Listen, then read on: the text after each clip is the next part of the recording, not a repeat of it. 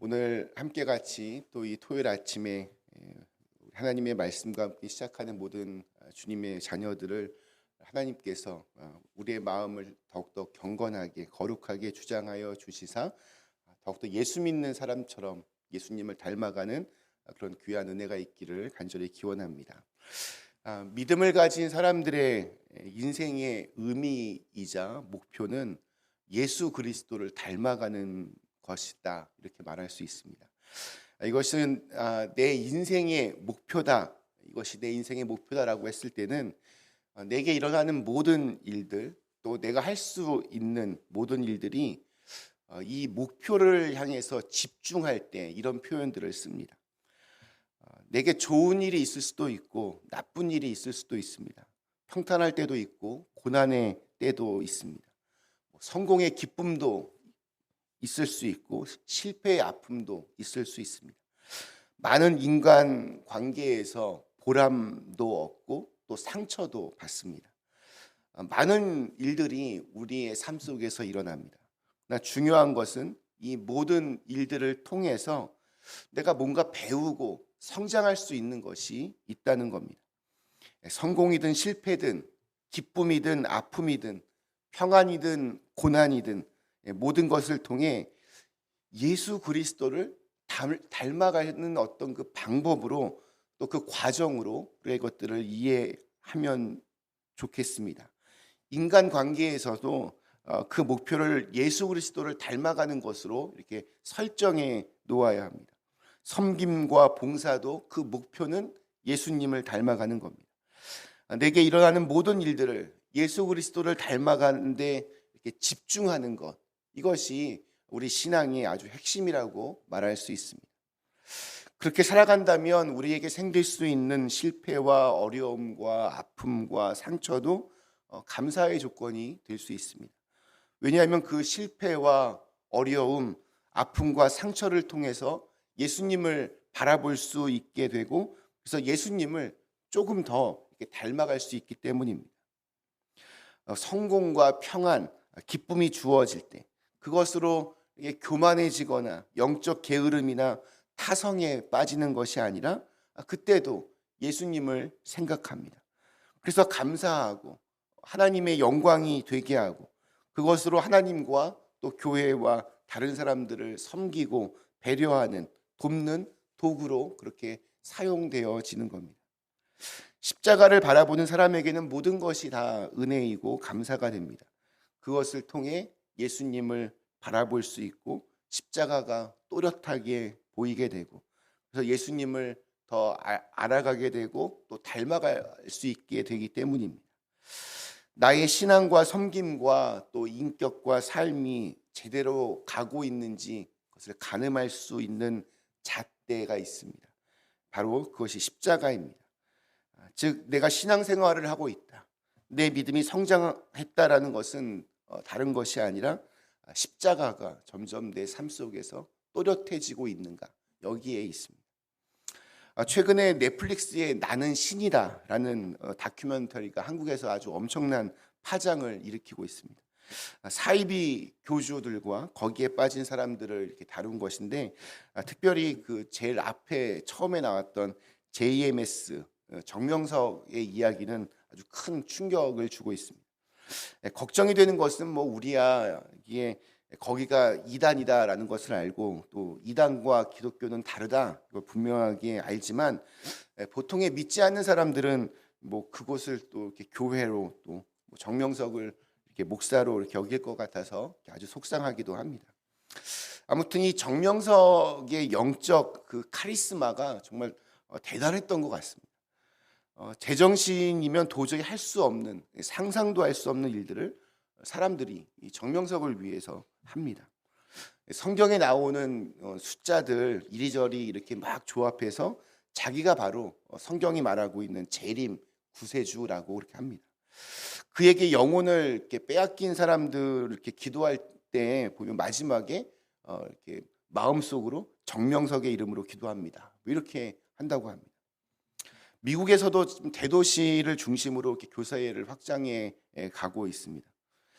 그런데 JMS, 이 뜻이 뭔지 아세요? JMS. 지저스 맞습니다. 예. 지저스 모닝 스타. 그러니까 예수님의 새벽별입니다. 요한계시록 2장에 나오는 이기는 자와 끝까지 내 일을 지키는 자에게 하나님께서 내가 새벽별을 주리라 이렇게 말씀하셨는데 그 새벽별이 바로 정명석이라는 겁니다. 이들이 모이는 장소는 다 이렇게 교회라고 하는 이름을 가지고 있습니다. 그러니까 간판은 다 교회입니다. 성경을 읽습니다. 성경 공부도 합니다. 그냥 하는 정도가 아니라 아주 빡세게 합니다. 이단들이 바보가 아닙니다. 처음에는 우리랑 별반 달라 보이지 않습니다. 그러나 시간이 갈수록 달라집니다. 점점 예수님이 아니라 정명석이라고 하는 사람이 높아집니다. 십자가가 아니라 이 정명석의 고향 땅에 지은 월명도 성지가 더 각광을 받습니다. 그들의 입에서도 하나님도 나오고 예수님도 나오고 성령님도 나옵니다. 그러나 시간이 갈수록 예수님도 십자가도 보이지를 않습니다. 그들에게는 오직 자신의 어떤 욕심과 또 그들이 믿는 정명석이라고 하는 개인밖에 보이지를 않습니다. 그런데 이런 현상은 사실은 냉정하게 보면 이단에게만 있지 않습니다. 이렇게 우리도 보면 유명한 교회, 유명한 목사님들이 있습니다. 설교 한번 이렇게 하시면 유튜브에 수십만씩 찍히기도 합니다. 저는 한편으로는 또 굉장히 위험하다 생각합니다. 사람들의 관심과 인기 또 영향력이 이렇게 증가할수록 예수님보다 그 목사님이 또 그 교회가 더 사람들의 주목을 받을 수도 있기 때문입니다. 우리의 초점은 늘 예수님을 또 십자가를 바라보는 데 있어야 합니다. 날마다 십자가 앞에 나를 내려놓지 않으면 나는 지금 예수를 말하고 있지만 예수와는 전혀 상관없는 그런 행동과 삶을 살게 되고 십자가를 이렇게 바라보고 감격하며 심지어 울 수는 있어도 내 인격과 섬김, 삶에는 그 십자가의 모습을 찾아볼 수 없게 됩니다. 오늘 우리가 읽은 이 빌립보서 3장 이 말씀에는 십자가를 바라봄으로 점점 더 이렇게 십자가가 또렷해지는 사람을 만날 수 있습니다. 예수님을 바라봄으로 인생 전체를 오직 예수님만 드러낸 그러한 삶으로 살아간 바울입니다.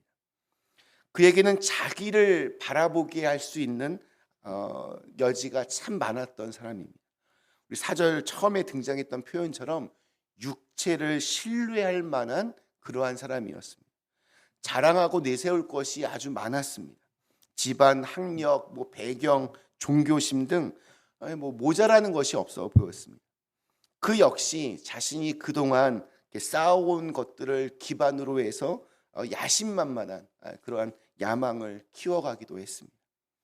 그러나 다맥색으로 가던 길가에서 예수님을 만난 후에 모든 것이 다 바뀌었습니다. 삶의 우선순위가 달라졌습니다. 바라보는 곳이 달라졌습니다.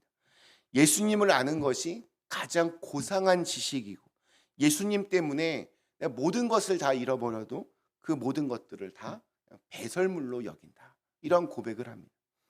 그리고 정말로 예수님을 위하여 수많은 고초를 당하고 결국 순교까지 합니다. 이런 사람을 이렇게 믿지 않는 사람들이 한 단어로 이렇게 정의할 수 있습니다. 바보. 비슷한 말, 멍청이. 사람들은 어떻게든 이 땅에서 성공하고 돈도 많이 벌고 큰 영향력을 끼치고 싶어 하지만 바울은 바보처럼 오직 예수님만을 위해 살았습니다. 사실 바울이 그토록 바라보며 따랐던 예수님 역시 세상적인 기준으로 보면 바보처럼 산 분입니다. 사람들이 제발 우리의 왕이 되어달라고 열광했고 또 그분이 예루살렘 성에 입성했을 때 수많은 군중들이 나와서 호산나 다윗의 자손이여 환호했습니다. 그러나 곧이어서 그분은 십자가 위에서 젊은 나이에 허망하게 죽은 갈릴리 촌사람이 되었습니다. 바보처럼 그렇게 죽으셨습니다. 그러나 그 예수님께서 죽음을 이기시고 부활하셔서 영원한 생명과 구원을 우리에게 주셨습니다.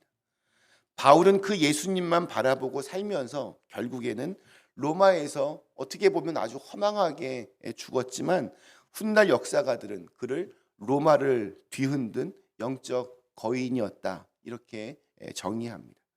그러니까 죽음도 어떻게 막을 수 없는 위대한 인생을 산 것입니다. 러시아에 아주 한 가난한 노인이 살고 있었습니다. 사람들이 그 노인에게 당신의 평생 소원이 무엇입니까? 라고 이렇게 물으면 이 노인은 조금도 주저하지 않고 매번 이렇게 대답했다고 합니다. 내 인생의 목표는 아주 좋은 고급 외투를 갖는 것입니다. 그 노인은 인생의 목표를 달성하기 위해서 아주 열심히 일하고 저축을 합니다. 드디어 악착같이 모은 돈으로 꿈에 그리던 아주 비싼 고급 외투를 샀습니다. 그날은 그 노인에게 어떤 성공한 날이자 목적을 이룬 날이었기 때문에 큰 기대감과 흥분에 가득 차 있었습니다. 그러나 안타깝게도 그는 외투를 사가지고 집으로 이렇게 돌아오다가 그만 강도를 만나서 비싼 그 고급 외투를 다 뺏겼습니다. 이 노인은 매우 절망합니다.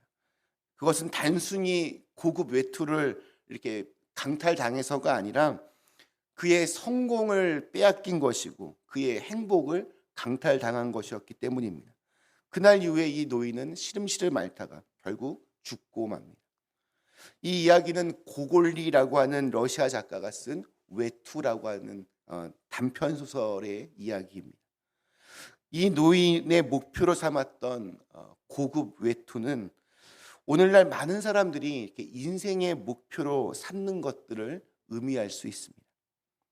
사순절을 보내면서 우리는 스스로에게 한번 물어볼 필요가 있습니다. 지금 나에게 고급 외투는 무엇일까? 내가 지금 정말 가지고 싶은 것이 과연 영원한 진리의 생명일까? 아니면 그냥 금방 사라져 없어져 버릴 허망한 것일까? 나에게 있어서 고급 외투는 무엇일까? 바울이 참 이렇게 부럽습니다. 그런데 대부분의 사람들이 바울을 이렇게 부러워할 뿐 바울처럼 살려고는 하지 않습니다. 입으로는 주여 주여 이렇게 하지만 예수님을 닮아가고자 하는 별로 노력하고 있지 않는 것 같습니다. 왜냐하면 너무 약아서 그렇습니다.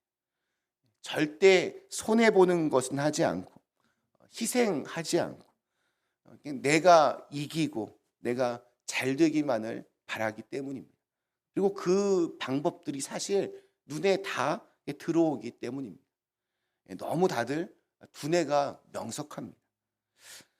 저희 한희철 목사님이 오늘 소개하는 오늘 우리가 지켜야 할 마음 16번째가 바로 바보스러움입니다. 어떤 면에서는 좀 바보처럼 그렇게 살았으면 좋겠습니다. 그 바보스러움이 영적으로는 예수님을 더욱 닮아가는 것이 되고 그것이 예수님에게는 저는 큰 기쁨이 될 것이라 믿고 또한 그것이 우리에게 가장 큰 유익이 되고 축복이 되리라 믿기 때문입니다. 오늘 하루 예수님을 믿는데 좀 바보처럼 그렇게 어떻게 보면 성실하게 또 순진하게 그렇게 예수님 잘 믿는 하루가 되시기를 간절히 축원합니다. 잠시 함께 기도하시겠습니다.